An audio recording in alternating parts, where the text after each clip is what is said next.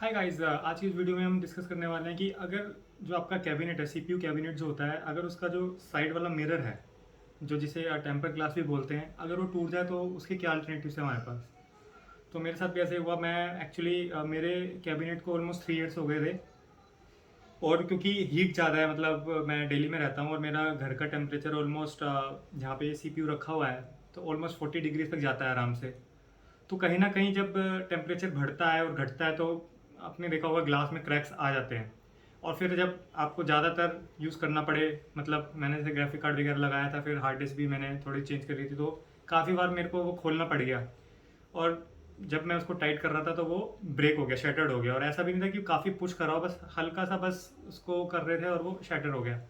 तो उसका मैंने काफ़ी वीडियोस देखी ऑनलाइन, और काफ़ी ने कहा कि नया कैबिनेट लेना पड़ेगा। एक यूट्यूबर ने कहा कि आप कंपनी में फ़ोन करो, वो आपको नया ला कर दे देंगे। बट अगेन दिमाग में वही बात रहती है कि क्या ये दोबारा लेना सही है, क्योंकि एक बार शटर हुआ है तो दोबारा भी होगा ही। और कहीं ना कहीं एक थोड़ा सा दिमाग में रहता है कि यार मतलब इसको ना ही खोलो तो सही है। भाई कि कंप्यूटर है, इसको तो खोलना तो पड़ेगा ही ना, अगर आप थोड़ा चेंज में इंटरेस्ट रहते हो। तो वो चीज़ को अवॉइड करने के लिए मैं थोड़ा ऑप्शंस ढूंढने लगा।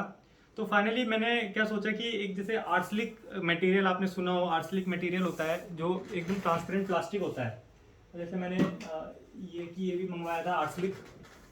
ये आर्सलिक का है, ये शीशे की तरह होता है, पर ये आर्सलिक का टाइप का एक मटेरियल है जो प्लास्टिक है और ट्रांसपेरेंट होता है, काफ़ी अच्छा ट्रांसपेरेंट होता है। तो मैंने सोचा कि क्यों ना उसको ही लगा कर देखा जाए कैसा रहेगा। तो मैंने थोड़ा सा हंट किया उसके बारे में। और फिर वही बात है कि क्योंकि हर एक कैबिनेट का साइज़ अलग होता है, तो वो ऐसा लगाना इतना आसान नहीं था। क्योंकि क्या होता है कि कैबिनेट के जो होल्स होते हैं ना, जहाँ पे जो होता क्या है कि कैबिनेट जब बनते हैं वो तो सेम उसमें ही आते हैं, जिसमें एक पैनल लगाने की जगह होती है। बट ये क्या करते हैं, उसमें सोल्डर कर देते हैं एक थोड़ा सा मेरे ख्याल से ऑलमोस्ट 3 to 4 सेंटीमीटर ऊपर करके एक सोल्डर कर देते हैं, पेच कसने का जुगाड़।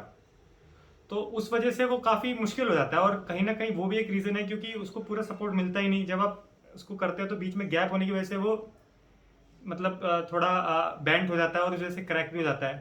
तो जब मैंने वो देख रहा था तो मैंने कहा यार ये तो बड़ी प्रॉब्लम हो गई, क्योंकि पहले मैं सोचा था कि एक वो कौन सी फॉर्म, एक वो टेप आती है, वेल्क्रोनिक टेप होती है, जो जिससे आप चिपका देते हो और फिर निकाल देते हो। मैं पहले वो सोच रहा था ऑप्शन, बट क्योंकि वो गैप की वजह से, वो इतना ज़्यादा गैप था, मतलब 4 to 5 सेंटीमीटर का, तो वो टेप भी लेना मतलब वो सही मेरे को ऑप्शन नहीं लगा। तो फिर मैंने वही कहा कि मैंने चलो पेज ही लगाएंगे। तो मैंने आर्सलिक शीट ली और अपने कैबिनेट का पूरा साइज ले लिया मैंने। तो मेरे ख्याल से मैंने पता नहीं कितने की ली थी, 8x8 शायद लिया था मैंने। वो मैं भी आपको बता दूंगा। तो क्या है कि आर्सलिक शीट लेकर आप क्या कर सकते हो कि उस पर होल कर लो, और होल कर कर आप उसको आराम से लगा सकते हो। बस एक चैलेंज है मेरे पास जो था कि मैं कंप्यूटर उठाकर रखना नहीं चाहता। अगर वो उठाकर ले आओगे आप तब तो कोई दिक्कत नहीं है। और सबसे मस्त चीज़ उसमें आर्सलिक शीट में ये है कि वो क्रैक नहीं होती, मतलब जब आप उस पर ड्रिल करोगे ना वो क्रैक नहीं होती। मैं वीडियो अभी आप देखना कि मैंने किस तरह से उसको ड्रिल करा है, और मैं आपको फिर रिजल्ट दिखाता हूँ कि ये कैसा लगा। So guys, this is acrylic sheet. So what I'm going to do is I'm going to put a hole in this by using 2 drills. So this one is small, which will just create a small hole, and then I will just use this big drill to cut the hole in a bigger size. So as you can see, I have already done that. So the big advantage of this is it's not cracking, so it seems very solid, and that is why I'm able to do it just fine.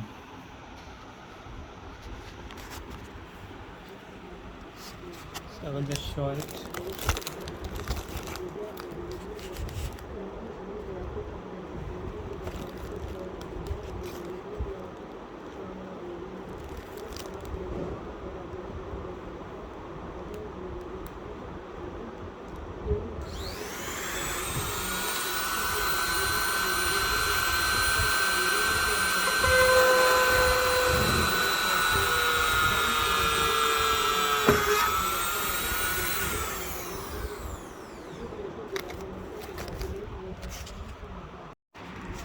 So now I will try to make a bigger hole.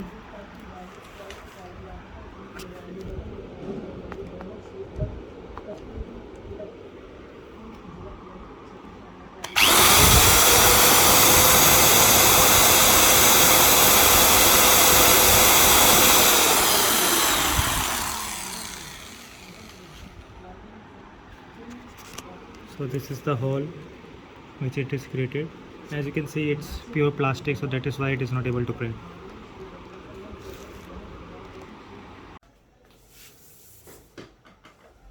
So guys, वो जो size मैंने लिया था cabinet का, वो 18 by 18 inch का था. तो बेसिकली मैंने पूरा कैबिनेट नाप दिया, जो भी एक्स्ट्रा साइज था, मतलब मेरे ख्याल से जो दूसरा साइज अवेलेबल था वो 16 का था, और मोस्टली स्क्वायर में ही होते हैं कैबिनेट के साइज, तो इसलिए 18 बाई 18 का लिया. वो मेरे को 750 का पड़ा. अब मेरे को नहीं पता कि टेम्पर ग्लास वो लोग कितने का देते हैं, और ग्लास मेरे हिसाब से तो आर्सलिक काफ़ी सही है लेना, क्योंकि काफ़ी ट्रांसपेरेंट होता है. और जब मैंने लगाया था मेरे को ये लग भी नहीं रहा था कि इसमें एक्चुअली कुछ है. टेम्पर ग्लास में फ़ायदा होता है कि उसमें एक शेड देते हैं वो ब्लू कलर का, या थोड़ा सा ब्लैकिश टाइप में, वो थोड़ा सा कूल लगता है. बट वही है कि अगर टूट जाएगा तो कोई फ़ायदा है नहीं. तो आपने वीडियो देखी होगी मेरी, जो मैंने पीछे क्लिप लगाई है, उसमें किस तरह से मैंने ड्रिल करा है उसमें. तो अब मैं आपको एक्चुअली कैबिनेट में दिखा देता हूँ कि वो स्क्रू कर कर किस तरह से लग रहा है.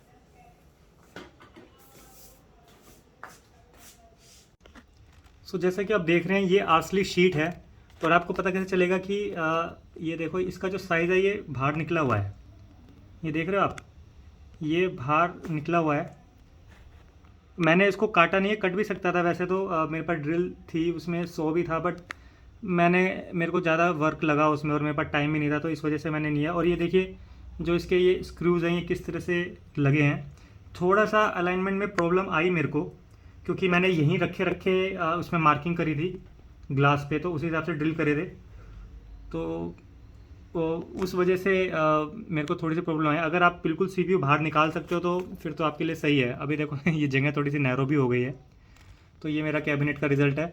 एक बारी मैं इसको ऑन कर दिखाता हूँ, अंदर एक आधी लाइट शायद जल जाए, तो उससे आपको और आइडिया लग जाएगा कि कितना ट्रांसपेरेंट है ये.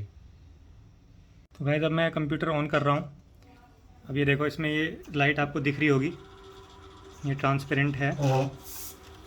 और बेसिकली जो मेन मोटो था वो यही था कि जब कंप्यूटर चल रहा हो तो पता चल जाए, क्योंकि ये मेरे को काफ़ी पीछे रखना पड़ गया है.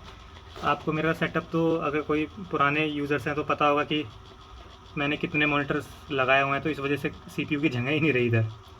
तो ये आपका थोड़ा सा व्यू हो गया. ये एक फ़ैन है LED, अंदर ज़्यादा LEDs लगाए ही नहीं, क्योंकि मेरे ख्याल से कभी CPU कूलर लूँगा तो शायद उस टाइम मैं LED लगाऊँ. तो ये हमारा ये छोटा सा सेटअप है, वायर्स काफ़ी हैं. तो ये है जो मैं चीज़ कह रहा था कि ये देखो, ये जो है ना, ये काफ़ी बाहर निकला हुआ है. पहले तो मेरे को लगा कि यार ये काट दूं, पर मैंने कहा कि ये भी ठीक लग रहा है. आपको पता भी नहीं चल रहा, देखो कि ये अलग से. रीज़न क्या था कि कल को अगर ये स्क्रू थोड़े से आगे बांगे होते हैं, मतलब थोड़ा होल ज़्यादा हो जाता है, तो इसको मैं और शिफ्ट कर मैं इस शीट को भी यूज़ कर लूँ बाद में. तो अभी तो आइडिया यही है. बाकी देखिए ये आर्सलिक शीट का कितना सही है, सही आउटपुट आया है, तो आप इसको कंसिडर कर सकते हैं. और ये एक बारी अगर आप लोग इंटरेस्टेड हों तो ये मेरा पीछे कंप्यूटर का पूरा सेटअप है. ये मैंने 4 मॉनिटर लगाए हुए हैं.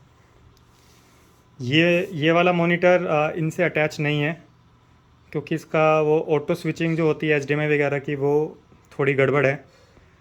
तो इसको मैं अपना जो मेरा रेस्पबेरी पाई 0 है, जो मैं एज ए लोकल DNS के लिए यूज़ कर रहा हूँ, तो उसमें ये काम आ रहा है. तो बाकी ये छोटा सेटअप है कि LCD भी है, इसकी भी वीडियो मैं बनाऊँगा बाद में, टाइम लगेगा. तो ये इको शो है हमारा. तो ये इस तरह का सेटअप है. और ये पीछे थोड़ा सा ये हमारा ट्रांसपेरेंट चीज़ है. आमतौर पर तो हम यहीं पर रखते हैं डेस्कटॉप पे, और यहाँ पर एक इस तरह की LCD लगा देते हैं जो आपको मॉनिटर देती है पूरा कि मतलब प्रोसेस कितना चल रहा है ये सब.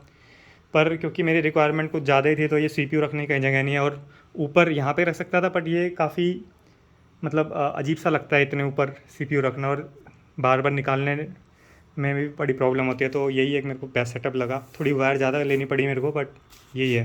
तो आई होप आपको कुछ आइडिया लग गया हो आर्सलिक शीट का कि ये कितनी ट्रांसपेरेंट होती है और किस तरह से काम आ सकती है. बस यही है कि इसका जो मेन बेनिफिट है कि ये क्रैक नहीं होती हैं.